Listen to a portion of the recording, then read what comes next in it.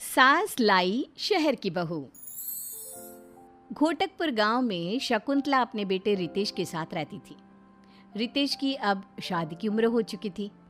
शकुंतला उसके लिए लड़की ढूंढने की तैयारी शुरू कर रही थी, लेकिन शकुंतला की ख्वाहिश थोड़ी ज्यादा ही एक्स्ट्रा थी।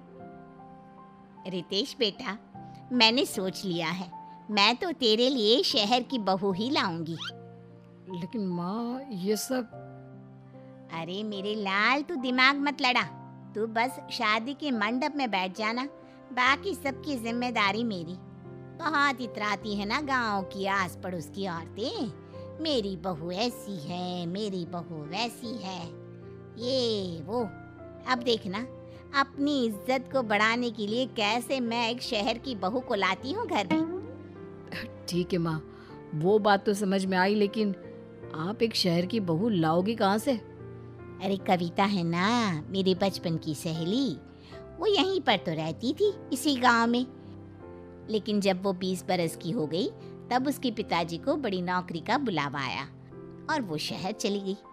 उसी की बेटी है मानवी, उसके साथ तेरा ब्याह होगा।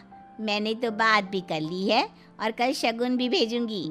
बचपन की सहेलियां शकुंतला और कविता एक दूसरे को मिलती हैं और दोनों परिवार आपसी सहमति से रितेश और मानवी का रिश्ता पक्का करते हैं और चंद दिनों में रस्मों रिवाजों से उन दोनों की शादी भी हो जाती है।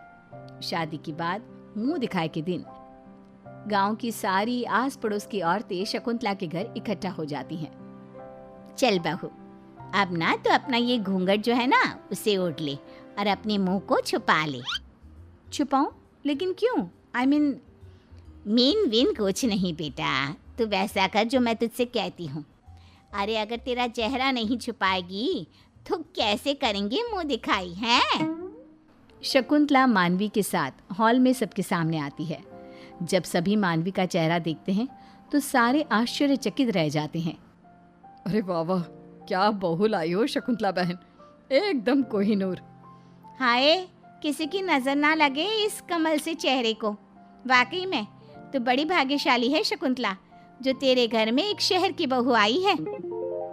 वही तो, रूप रंग और चाल चलन भी कितना सुंदर है मानवी बहू का। पढ़ी लिखी भी है और इतनी होनहार भी।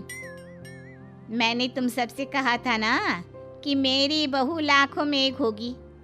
अरे वादों की बड़ी पक्की है ये शकुंतला। हाँ, मानवी के आने से घर वालों की नजरों में शकुंतला की और भी ज्यादा इज्जत बढ़ जाती है।